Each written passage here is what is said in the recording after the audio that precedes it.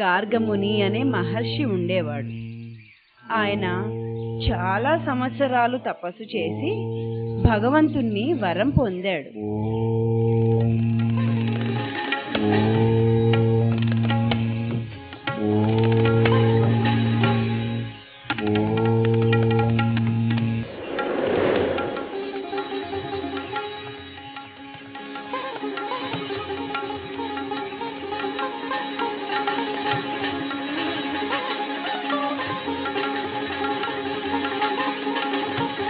ఓం Bheem cream శ్రూం ఓం Bheem cream శ్రూం.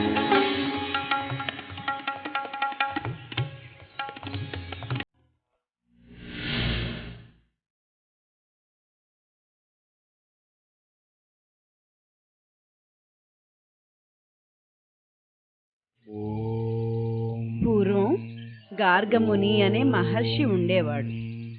ఆయన చాలా సంవత్సరాలు తపస్సు చేసి భగవంతుణ్ణి వరం పొందాడు.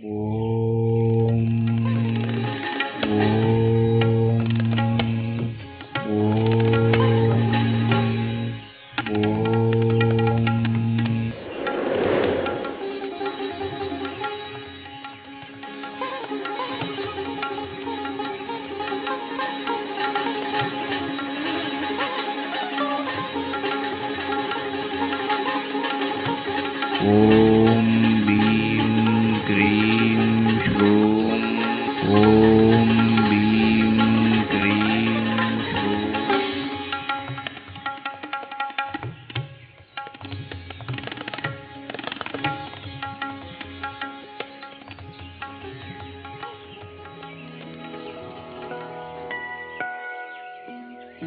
అతను ఒక అడవిలో నివసించేవాడు.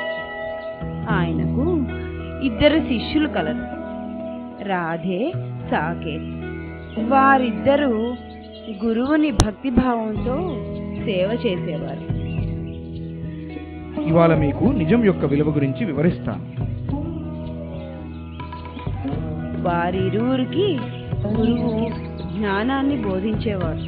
వారిద్దరూ గురువు వద్ద మంచి శిక్షణ పొందారు.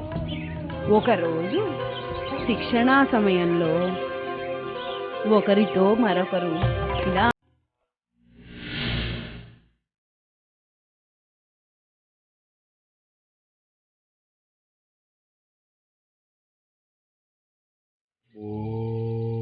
పూర్వం గార్గముని అనే మహర్షి ఉండేవాడు.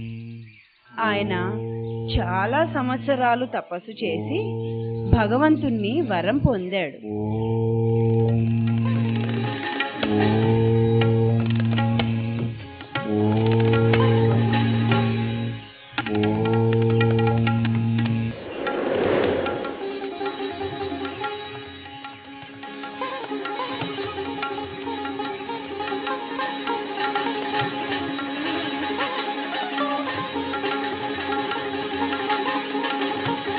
ఓం భీం క్రీం శ్రూం ఓం భీం క్రీం శ్రూం.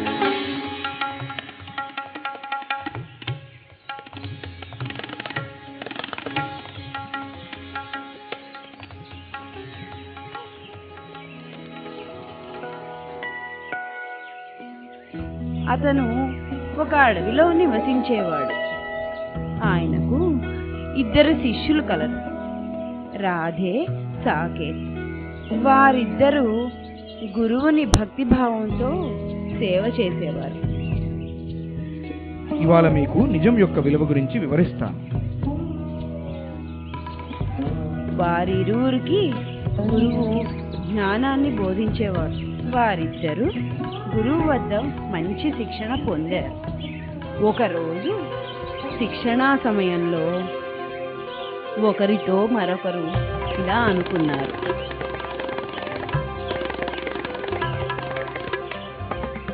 రాధే, గురుగారికి నీళ్ళు తీసుకొచ్చావా? తెచ్చాను. నీళ్లతో పాటు కొన్ని పళ్ళు కూడా తీసుకొచ్చాను. గురువుగారు, అడవిలో నుంచి పళ్ళు తీసుకొచ్చాను, స్వీకరించండి.